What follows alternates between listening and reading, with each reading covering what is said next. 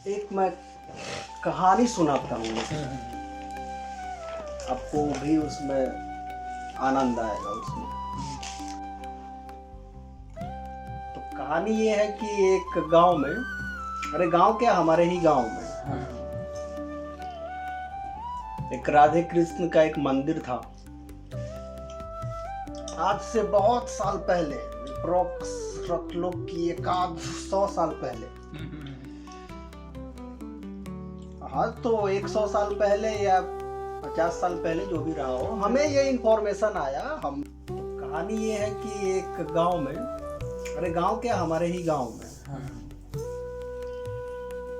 एक राधे कृष्ण का एक मंदिर था। आज से बहुत साल पहले, अप्रोक्स रख लो कि 100 साल पहले।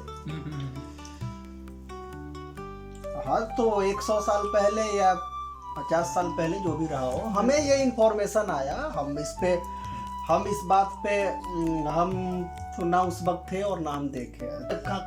उस कहानी से मैंने क्या सीखा वो मैं आपको समझा रहा हूँ। उसी से आपको आइडिया हो जाएगा कि हाँ भाई, जीवन वैसा ही है जैसा हम सोचते हैं।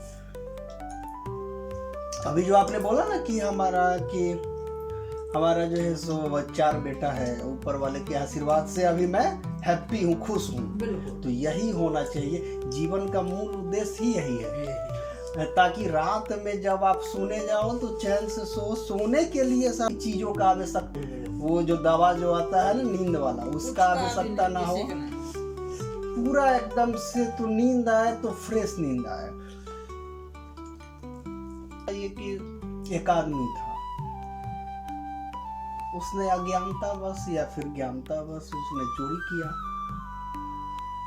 उस मंदिर में उस वक्त में भगवान के मूरी पे जो मुकुट जो होता है ना, वो चांदी का था। तो उसको पैसे का आवश्यकता रहा होगा, तो उसने उसको चोरी किया।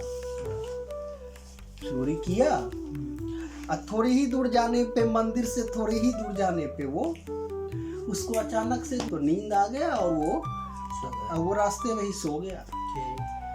आसपास वाले लोग आए, उन्होंने देखा कि ये तो सो रहा है। फिर उनको आइडिया हुआ कि भाई वहां से तो ये सामान उनका सोने का जो था वो साला चोरी हो गया।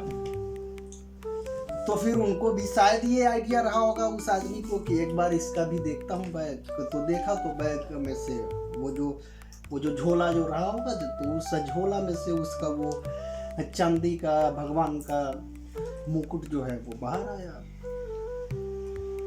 आया। तो अब भाई हर आदमी है तो अपना ही आदमी, जाना कुछ हो।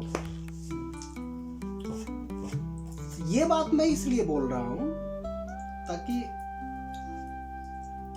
जैसे ही वो चोरी हुआ, उसके 1 साल के बाद में उस आदमी का एक बैंक में जॉब हो गया, छोटे ही पोस्ट पे। फिर वो होते अपर पोस्ट पर जो है सो रिटायर वो जब हुआ, तो हेवी पोस्ट से सो रिटायर हुआ। तो वहाँ आसपास के लोगों में जो है सो लोगों में धारणा ये हो गई, कलयुग है, यहाँ धर्म करने वाले का ही जो है वो और अच्छा होता है। उसने तो भगवान का चोरी किया, उसको तो उसका तो हाथ पांव तो टूट जाना चाहिए था, उसके साथ तो अनहोनी हो जाना चाहिए था, ये हो जाना चाहिए था, वो हो जाना चाहिए था। आदमी ने तो ऐसा ही सोचा कि उसके साथ में यही होना चाहिए था, ताकि वो भी याद इस बात को रखे कि मैंने भगवान के साथ में चोरी किया तो हमको इसका। लेकिन हुआ इसका उल्टा जो है सो जॉब हो गया, बैंक में जॉब भी अच्छे रैंक पे हो गया। अब वो एक अच्छे स्थान पे आ गया, रिटायर हुआ अच्छे स्थान से। आज तक ये हमारे गांव में धारणा थी कि जो है जो भी अधर्मी लोग होते हैं उनका ज्यादा जो है सो, और उनका जो है सो अच्छा ही होता है। तो फिर हमने इस बात पे सोचा थोड़ा सा कि नहीं साला, इसमें कुछ न कुछ तो इसमें राज है। आदमी को समझने में जो है समस्या है।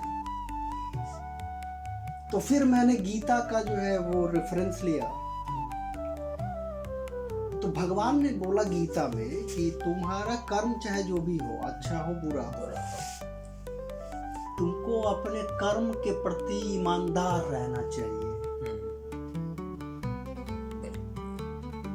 4 दोस्त चोर है, तो उस चारों चोर के बीच में अगर ईमानदारी नहीं होगी तो वो अगला चोरी पे नहीं जा पाएगा। भले ही वो कर्म चोरी ही है, लेकिन उसमें भी अगर उसको ऊपर उठना है तो ईमानदारी होना चाहिए। चारों चोरों के साथ में भी ईमानदारी कर्म, हाँ, चाहे आपका अच्छा कर्म हो बुरा कर्म हो, उससे बहस नहीं है। आपको अपने कर्म के प्रति जो है ईमानदार होना चाहिए। हमने सोचा इस बात को कि भाई साहब, अगर वो चोर भी अपने कर्म के प्रति ईमानदार था, जो उसने सोचा कि मेरा धर्म अभी चोरी करना ही है, तो मैं चाहे वो भगवान हो चाहे इंसान हो, अगर वो उसके मन में ये भाव आया कि हमको ये चोरी करना है भगवान का मुकुट, अगर वो उसको छोड़ देता कि नहीं ये तो भगवान जी का है, मैं इसको तो नहीं, वो इसका चोरी तो नहीं होगा, मैं तो भगवान के साथ में धोखा तो नहीं करूंगा। लेकिन उसने ऐसा नहीं किया, वो अपने कर्म के प्रति ईमानदार था। उसने सोचा भाई साहब मेरा तो धर्म ही चोरी है, तो चाहे भगवान हो या इंसान, वो चोरी उसने वहां भी किया। तो हो सकता है कि हम सब तो भगवान के बच्चे हैं ना। आप अगर एक छोटी भी गलती करते हैं तो आपके मम्मी पापा या फिर जो भी है वो तो सोचता है ना कि नहीं भाई चलो इसको डांटेंगे पर अरे चलो छोड़ो कर, अब मत करिए। तो वो आदमी भी, हम भी भगवान के बच्चे हैं ना। भगवान को, वो राधा कृष्ण को ये आइडिया हुआ कि ये आदमी चाहे जो भी हो, अच्छा हो बुरा हो, ये अपने कर्म के प्रति तो ईमानदार है, तो इसको अच्छे रास्ते पे जो है सो मैं इसको जो है सो मैं तो ले जाऊं। तो इसको अच्छे रास्ते पे भगवान ने इसको जो है सो ले गया, इसको बैंक में जॉब जो है सो लगाया। वहां भी ये अपने कर्म के प्रति ईमानदार था, वफादार था। वहां भी ये अपने कर्म के प्रति ईमानदार था, वफादार था। तब तो उसका जॉब छोटे लेवल से शुरू हुआ, अब वो ऊपर तक पहुंचा। क्यों? क्योंकि वो अपने, वहां भी वो अपने कर्म के प्रति ईमानदार था। तो मैंने एकदम एग्जैक्टली यही बात, जो बात मैं आपको अभी बोल रहा हूँ, तो यही बात मैंने अपने फैमिली वाले को समझाया। वो लोग भी ऐसे ही बातों बातों में एक बार उन्होंने बोला था कि नहीं अभी तो ऐसा है, अधिक उन्नति होता है। हमने बोला उसको कि नहीं, ये रॉन्ग है। अधर्मी चाहे वो किसी भी युग में हो, उसका विनाश निश्चित है। चाहे वो 4 युग में हो, तो कोई भी युग में हो, उसका विनाश। ये जो तुम जो उसको देखो कि उसका उन्नति क्यों हुआ, वो अपने कर्म के प्रति।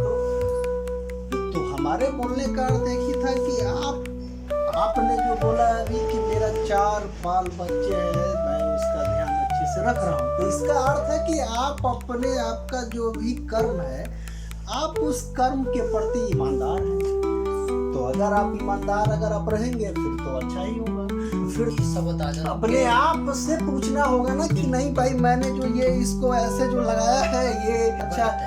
जैसे कि अभी आपने बोला हमको कि वहाँ पे मैंने वो जो है सो लगाया, हमको ये नहीं अच्छा जो है सो लग रहा, तो हमने इसको जो है उसे हमने हटा के एक रंग से जो है लगा। अब अच्छा नहीं लग रहा।